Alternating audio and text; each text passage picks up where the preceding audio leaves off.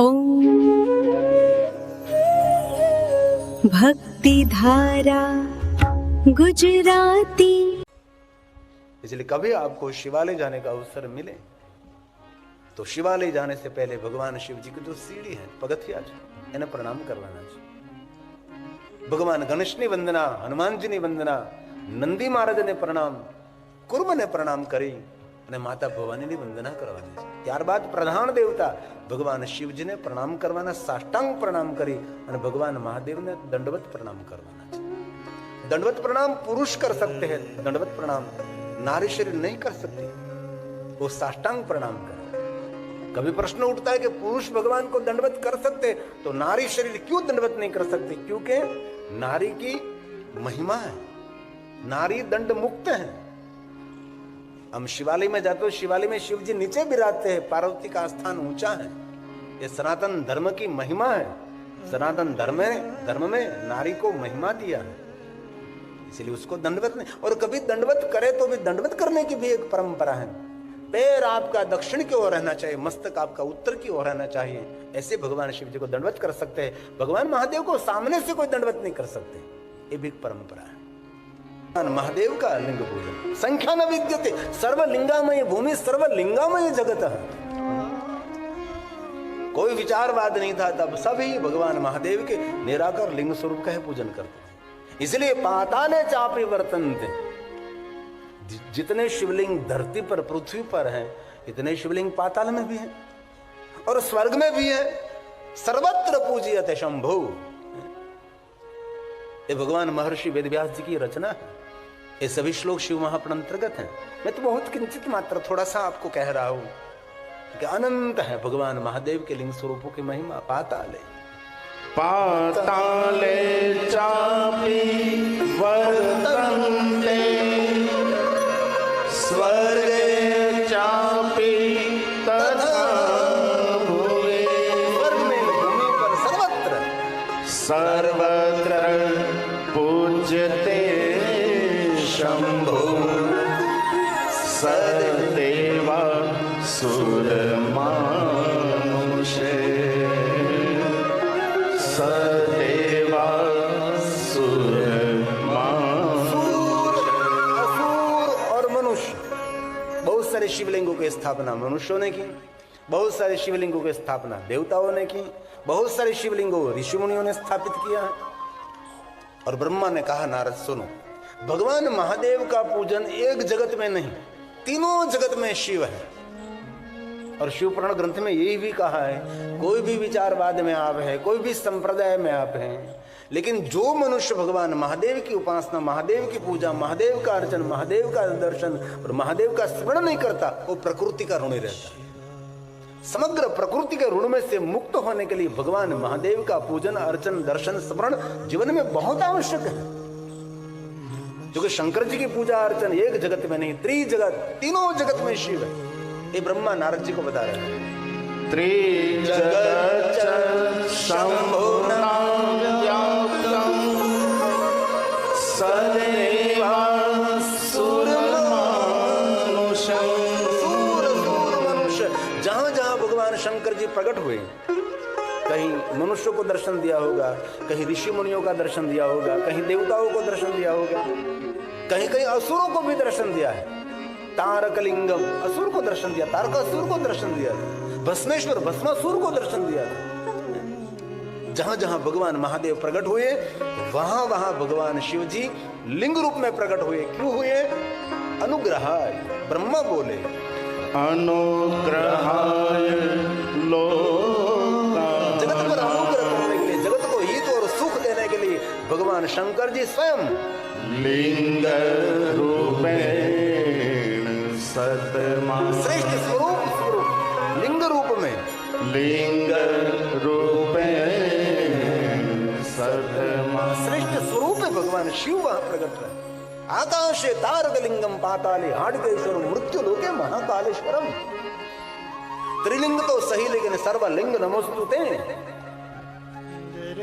आपके नगर में शिवालय है, भगवान महादेव जी आपकी प्रतीक्षा कर रहे हैं। 24 घंटे शिवालय खुला रहता है। अभी कोई समय संजोगों के द्वारा कोई शिवालय बंद करता होगा, लेकिन प्राचीन शिवालय को देखें तो शिवालय कभी बंद नहीं रहता था, 24 घंटे शिवालय खुला। ज्यादातर तो बहुत सारे प्राचीन शिवालय को देखें तो उसको द्वार ही नहीं बनाते थे, बंद करने के लिए कोई व्यवस्था ही नहीं थी, सिर्फ प्रवेश द्वार था, अंदर प्रवेश कर सकते थे, कभी बंद नहीं। 24 घंटे कोई भी व्यक्ति कभी भी जा सकता है। और हर गांव में भगवान शिव जी हमारी प्रतीक्षा करते हैं। क्यों प्रतीक्षा करते हैं? भगवान शिव हमारे पिता हैं। पिता जैसे पुत्र की प्रतीक्षा करता है, वैसे हमारी सबकी प्रतीक्षा भगवान शिव करते हैं कि एक बार तो मेरे पास आओ, आप आपकी भाग्य रेखा में बदल सकता हूं, आपकी दुनिया में बदल सकता हूं। मैं जगत रचयिता हूं, मैं जगत पोषक हूं, जगत रक्षक हूं मैं।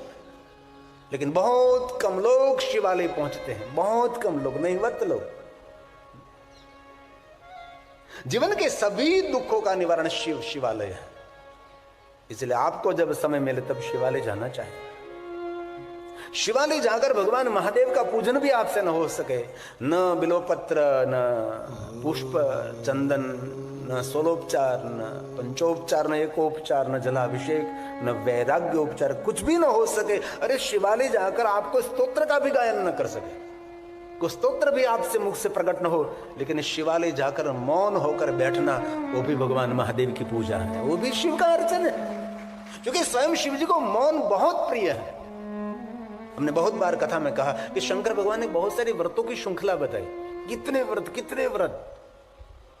भवानी को कहा कि ये व्रत मुझे प्रिय है, ये व्रत मुझे प्रिय, बहुत सारे व्रतों, चांद्र व्रत से लेकर सोमव्रत से लेकर बहुत सारे व्रत, तिथि तिथि मास मास के व्रतों की महिमा गाई। और बाद में शिव ने कह दिया कि सभी व्रत मुझे प्रिय है, लेकिन सबसे मुझे प्रिय व्रत मौन है। इसलिए कभी कभी मौन रहना चाहिए। पूरे दिन तो मौन न रह सके कोई बात नहीं, रात्रि में मौन रहना। कई लोग तो रात्रि में मौन नहीं रहते, नींद में भी बोलते रहते हैं, नींद में भी कुछ न कुछ बड़बड़ बड़बड़ करते रहते हैं। क्यों? भोजन करते समय मौन रहो, भोजन करते समय कुछ भी नहीं बोलना चाहिए। और दूसरी बात, पानी पीते पीते कभी बोलना नहीं चाहिए, क्योंकि पानी जो कुछ बोलते हो सब कुछ ग्रहण कर लेता है। क्योंकि पानी हमारा जीवन तो है, लेकिन जीवंत है। हम कुछ भी संकल्प करते तो हाथ में जल लेकर संकल्प करते, क्यों? ये जल जीवंत है। हम किसी को शराब देते तो वे जल से ही शराब देते हैं ना, इससे जल आधार है। इसलिए कभी भी पानी पीते पीते कुछ भी बात सुननी नहीं चाहिए, कुछ भी बात करनी नहीं चाहिए। वहां तक कहा कि जल पान करते करते समय विचार शून्य होना चाहिए। आपके विचार भी जल के अंदर मिल जाते हैं, वही अस्तित्व में आता है विचार। ये बहुत बड़ा एक विज्ञान है। और प्रातःकाल मौन रहना चाहिए, संध्या के समय मौन रहना चाहिए। मौन में अद्भुत शक्ति है। परमात्मा का सबसे बड़ा कोई आसन, परमात्मा का सबसे बड़ा कोई सिंहासन है तो मौन है। परमात्मा कहां विराजते हैं? जहां मौन है वहां परमात्मा विराजते हैं। ये परमात्मा का आसन है, परमात्मा का सिंहासन है मौन। मौन रहने से कलेश में से मुक्त रहोगे। जितना मौन रहेगा इतनी बोलने में गलती कम होगी। इसलिए महादेव के भक्तों को मौन रहना चाहिए। और संध्या समय, शाम के समय मौन रहना चाहिए, ज्यादा से ज्यादा मौन रहना चाहिए। सज्जनों जहां बैठे, ऋषि मुनि विद्वान जहां बैठे हैं वहां मौन रहना चाहिए। कहीं भाई बहन सोमवार के दिन मौन रहते हैं, कहीं भाई बहन त्रयोदशी के दिन मौन रहते, शिवरात्रि के दिन मौन रहते, कहीं लोग महाशिवरात्रि के दिन मौन रहते हैं, कहीं लोग पवित्र सावन मास मौन मास करते हैं, कहीं लोग इस महीने में, ये माक्षर मास शिव साधना का मास है, शिव उपासना का महीना है। अभी जो चल रहा है ये शिव उपासना के लिए माक्षर मास है, शिव साधना का महीना है। माक्षर मास कोई सामान्य मास नहीं, शिव उपासना का मास। दक्षपुत्री जब सती भगवान शिव जी का आराधन कर रही थी तब भगवान महादेव माक्षर मास में उसको मिले थे। ये माक्षर मास।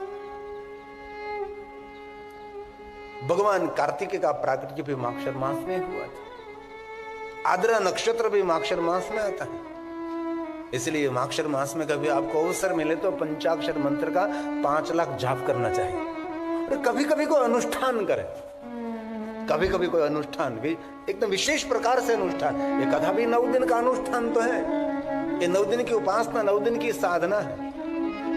आज हम भोलेश्वर महादेव दर्शन के लिए जा रहे थे, भोला और दक्षा बहन के साथ, और महेश्वर बोल रहे थे कि पूरी साल की पूजा का फल ये 9 दिन में मिल रहा है। कई लोग रोज रोज नहीं करते हैं, पूजा नहीं कर सकते, त्रिकाल संध्या नहीं हो सकती, प्रातःकाल संध्या नहीं हो सकती, संध्या काल के संध्या नहीं हो सकती, तो ऐसा अनुष्ठान कर लीजिए आप।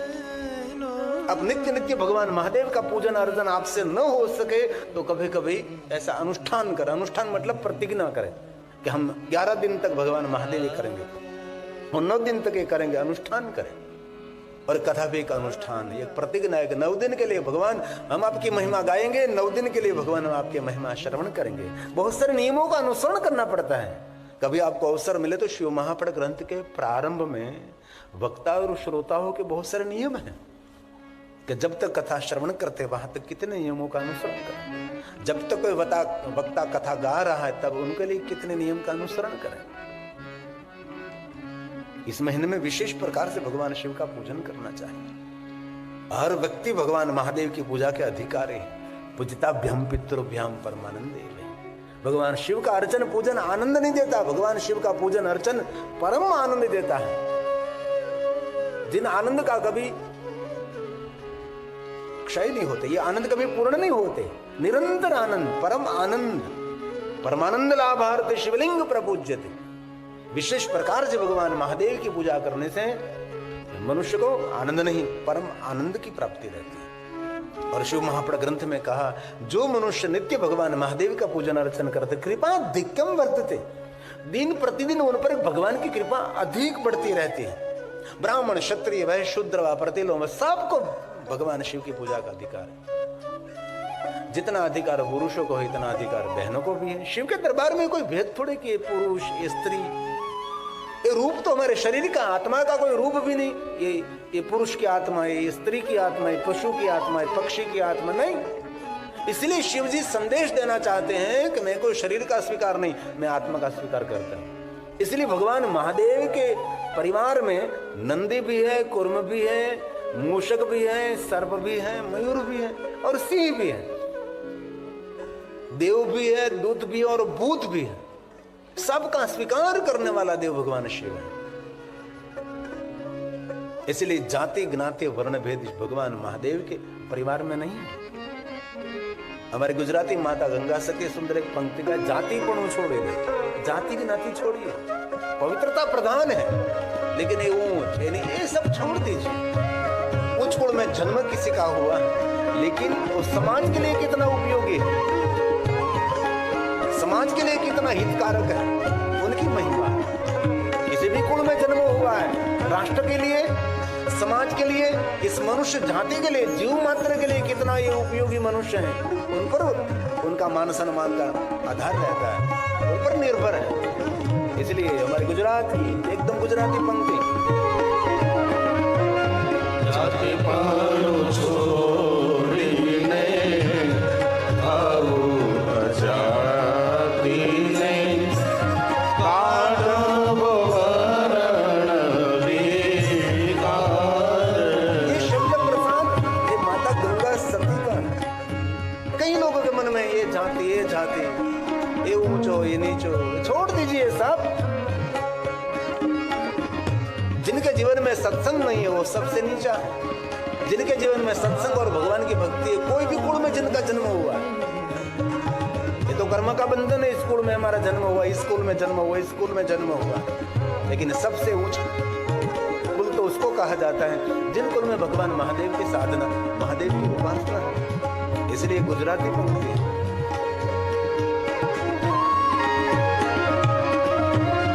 जाति पानु छोड़ीने आऊ अजाति ने काढ़ो वरण विकार।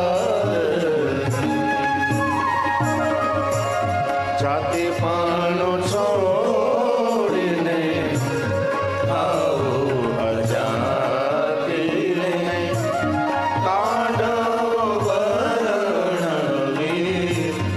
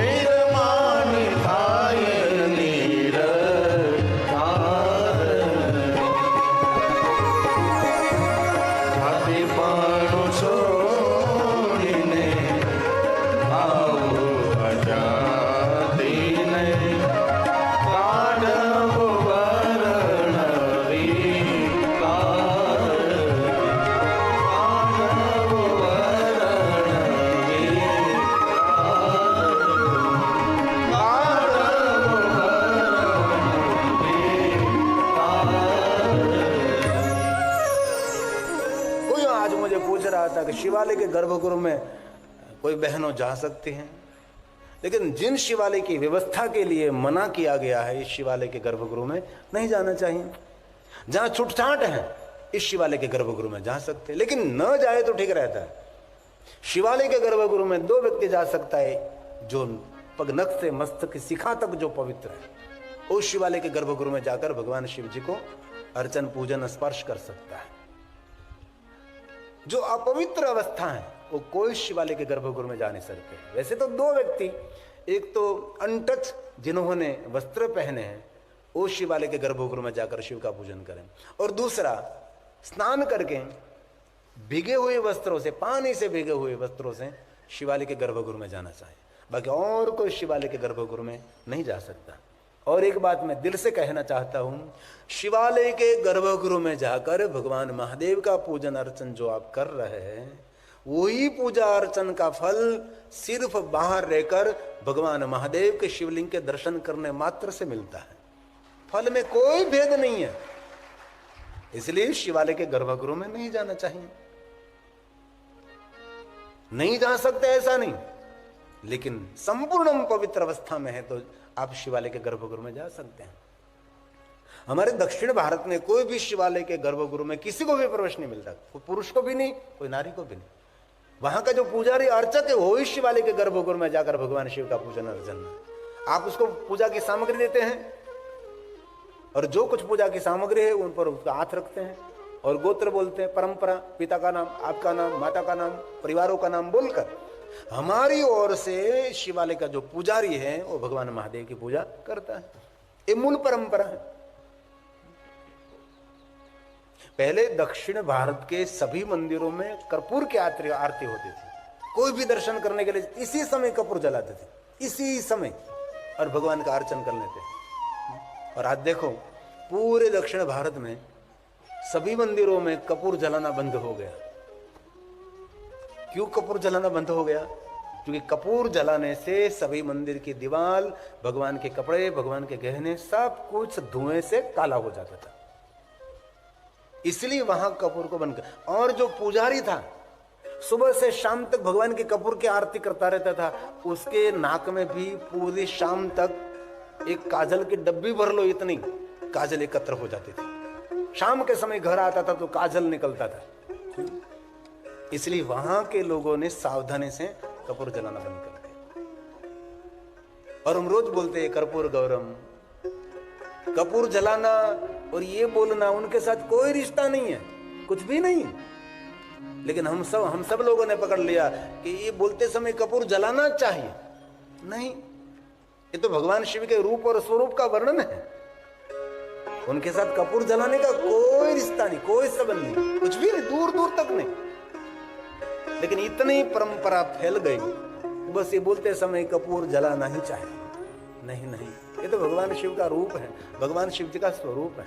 हम सभी रोज बोलते हैं ना, कर्पूर गौरम करुणावतारम संसार सारम भुजगेन्द्रहारम सदा संतम हृदयारविंदे भवं भवानी सहितं नमामि भवं भवानी सहितं नमामि। ये तो भगवान शिव जी का रूप है, स्वरूप है।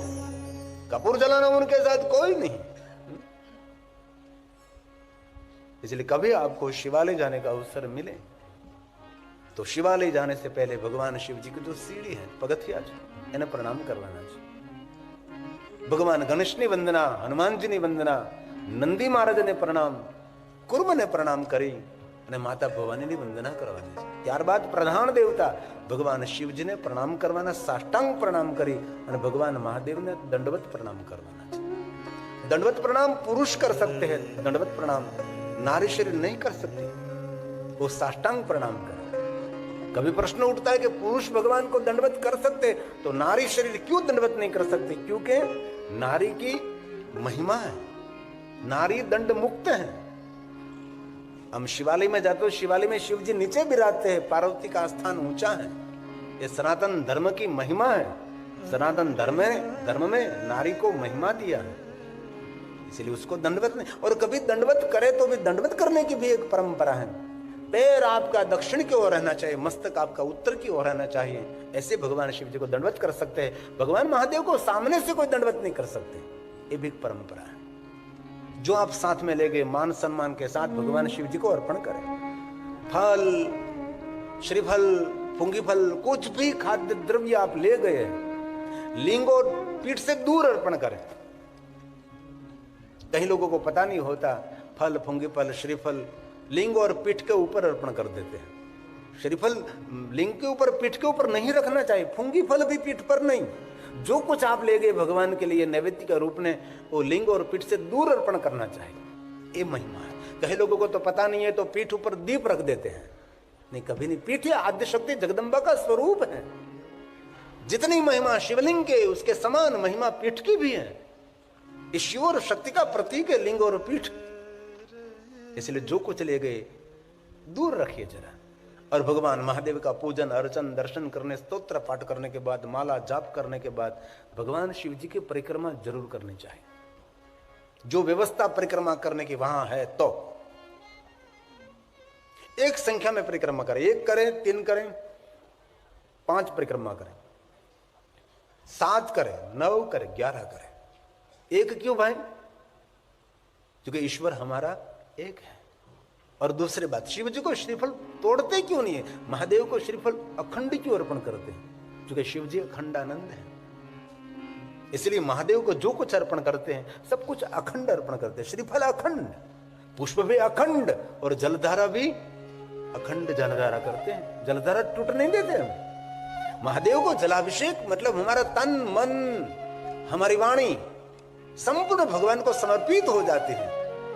जल की धारा टूटनी नहीं चाहिए, तो हमारा मन ही धारा में रहता है। वाणी से मंत्र बोलते, तन से हम पात्र पकड़ते, इसलिए अभिषेक कहते हैं उसको। भगवान शिव को हम समर्पित हो जाते हैं। जलधारा अखंड, बिलोपत्र अखंड बिलोपत्र पूजते। भगवान नंदीकेश्वर ने अखंड बिलोपत्रों से भगवान महादेव का पूजन किया था। टूटा हुआ नहीं, अखंड।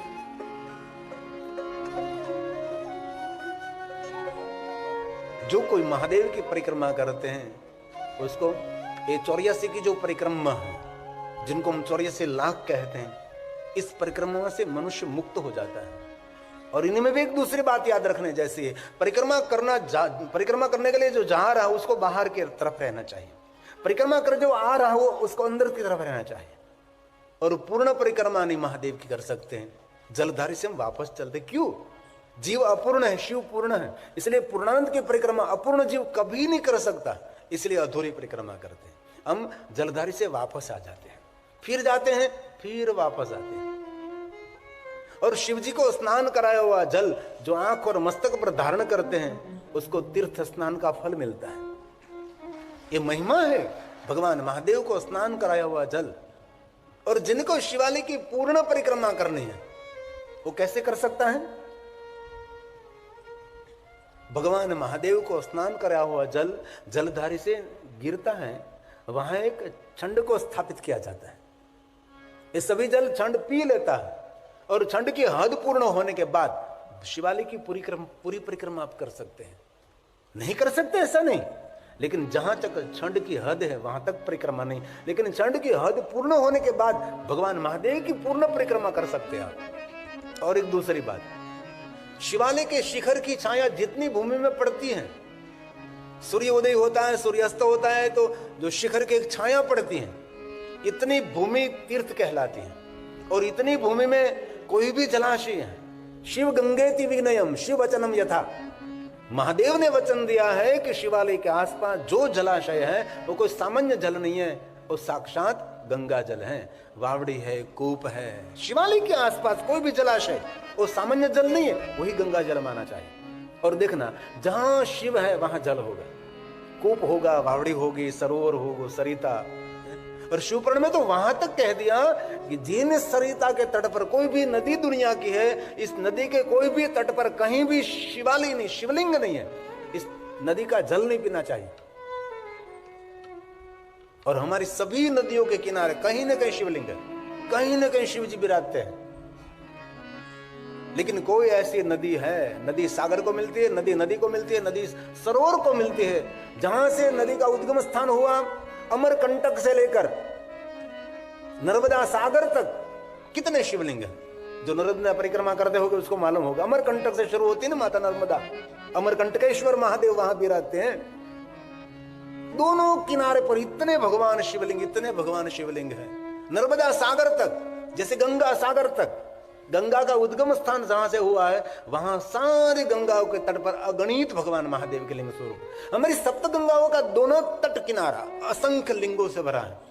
लेकिन कोई अफवाद रूप कोई नदी निकली और कोई नदी तक मिली, नदी को नदी मिलती है तो कहां कहीं भी जो शिवालय शिवलिंग ने इस नदी का पानी नहीं पीना चाहिए। शिवपुराण में तो बहुत कुछ कहा और तमिल ग्रंथों में तो बहुत विस्तृत, तमिल ग्रंथों में तो वहां तक कहा कि कोई सरोवर है, इस सरोवर के किनारे कहीं शिवलिंग नहीं है तो सरोवर का पानी नहीं पीना चाहिए। क्या शिव की महिमा रही होगी। और जिस गांव में शिवालय नहीं, इस गांव का पानी नहीं पीना चाहिए। और जिनके घर में शिव पूजा नहीं, उसके घर का पानी भी कभी पीना नहीं चाहिए। और जिनके मुख में महादेव का नाम नहीं है, इस मुख को कभी देखना नहीं चाहिए। इसमें कहा है शिवालय के बिना गांव को धिक्कार है, शिवालय के बिना राज्य को धिक्कार है, शिवालय शिव जी के नाम के बिना इस मुख को धिक्कार है। ऐसे बहुत सारे श्लोक शिवपुराण ग्रंथ में है। और एक बात याद रखने जैसी, कभी आप अपवित्र स्नान नहीं किया है, शिवालय में जाकर भगवान शिव जी का दर्शन नहीं कर सकते, तो बाहर से शिव जी के शिखर का दर्शन करें। शिवालय की शिखर पर फरकती हुई ध्वजा का दर्शन तो रोज करना चाहिए। जो महादेव के शिखर पर ध्वजा है, इस ध्वजा का दर्शन करने से कीर्ति की, भक्ति की, संपत्ति की, ज्ञान विद्या की ध्वजा हमेशा आसमान में फड़कती रहती है। इसलिए ध्वजा का। और एक दूसरी बात, कभी कोई शुभ कर्म, कोई कार्य करने जा रहे, बेटे का विवाह, बेटी का विवाह, कोई लंबी यात्रा में जा रहे और कोई नया कोई काम शुरू कर रहे हैं, इससे पहले भगवान शिव जी को ध्वजा अर्पण करें। ध्वजा सफलता देती है, ध्वजा विजय देती है। शिव जी के शिवालय पर ध्वजा अर्पण करने की बहुत सारी महिमा है। भगवान महादेव के शिखर का दर्शन करने से हमारा मस्तक ऊंचा रहता है। भगवान शिव जी के शिखर के दर्शन करने से शिव दर्शन का फल मिलता है।